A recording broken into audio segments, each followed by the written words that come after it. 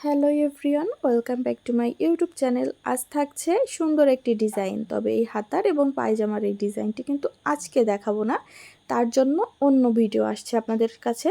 আজকে থাকবে এই ড্রেসের এই বডি পোর্শনের ডিজাইনটি। তবে আজকের ডিজাইনটি তৈরি করেছে কিন্তু আমি জয়পুরি 3 পিস, অথবা আপনারা চাইলে জয়পুরি গজ কাপড়ও কিনতে পারেন।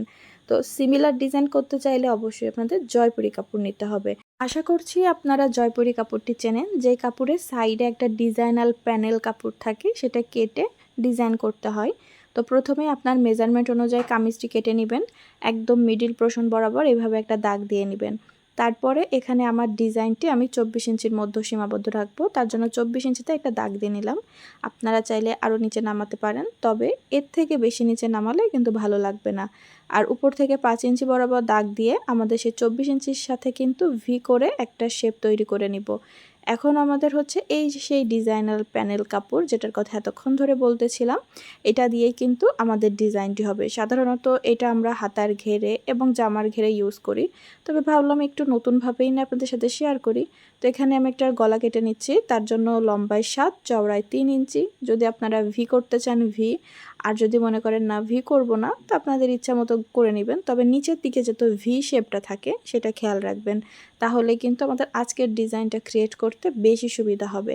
আর আপনারা আপনাদের আইডিয়া ইউজ করতে চাইলে সেটা করতেই পারেন। তো চলে আসলাম ম্যাশিংয়ে। তো প্রথমেই আমরা যে গলাটা কেটে নিয়েছিলাম সেটা পেপার পেস্টিংটা আমরা কিন্তু আয়রনের সাহায্যে বসিয়ে নিয়েছি কাপড়ের উপরে। এখন জাস্ট আমাদের পেপার পেস্টিংয়ের সাইড ঘুরিয়ে সেলাই করে নিব। এটা সকলেই জানে কিভাবে করতে হবে, এটার আর ব্যাখ্যা দিচ্ছি না। দেন আমরা 2 সুতো পরিমাণ পাশে কাপড় রেখে কেটে নিব এবং সাইডে ছোট ছোট করে কার্ডস বসাবো, যাতে কাপড়টা পিছনের দিকে টার্ন করতে সুবিধা হয়। এখন কাপড়টা পিছনের দিকে দিয়ে আমরা একটা চাপ সেলাই দিয়ে নিব। তো এটা দিয়ে নিতে পারেন, তাহলে লেস বসাইতে সুবিধা হয় আর গলার ডিজাইনটাও সিমিলার থাকে।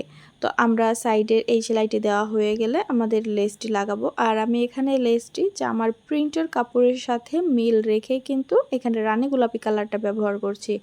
আর লেস লাগানোর সময় খেয়াল করবেন আপনার গলার একদম কোনা ঘেঁষে যাতে লেসটা বসে, একটু যেন সরে না যায়, তাহলে কিন্তু বেশি ভালো লাগবে দেখতে। আর যদি লেসটা সরে যায় তাহলে কিন্তু অতটা ভালো লাগবে না। তো আমরা যে 24 ইঞ্চি পর্যন্ত দাগ দিয়েছিলাম সেই বরাবরই কিন্তু এই লেসটি লাগাবো। আর অবশ্যই লেসের ডাবল সেলাই, অর্থাৎ আপনারা যেখানে সেলাইটা দিয়েছেন তার থেকে এক চাপ এই সাইডে সরিয়ে দিবেন। দুই পাশে সেলাই থাকলে লেসটি কিন্তু আপনার উল্টে যাবে না, একদম সুন্দরভাবে কাপড়ে সেট হয়ে থাকবে। তো আপনারা দেখুন, এই যে আমার কিন্তু কমপ্লিট হয়ে গেছে আপনার গলার ডিজাইনটা। আমরা পরে এর ভিতরে ছোট ছোট পুঁথি বসাই নিব। এখন ওই যে আমরা যে দাগ দিয়ে রেখেছিলাম, ভি শেপ করে রাখছিলাম, সেই ভি শেপ অনুযায়ী আমাদের সেই ডিজাইনার কাপড় পাশের দিক থেকে আমরা 1/2 ইঞ্চি মতো কিন্তু এখানে ভাঁজ করে দিয়ে তারপরে এখানে সেলাইটি করব। তো এখানে দেখুন নিচে সেই 24 ইঞ্চি বরাবর এসে কাপড়টা কেটে নিলাম এবং পাশেরও আমরা একই রকম 1/2 ইঞ্চি মুড়িয়ে সেলাইটা করে নিব। একইভাবেই কিন্তু আমরা দুই পাশেই এই কাপড়টা অ্যাটাচড করে নিব। তারপরে আবার এখানেও আমরা লেস ব্যবহার করব।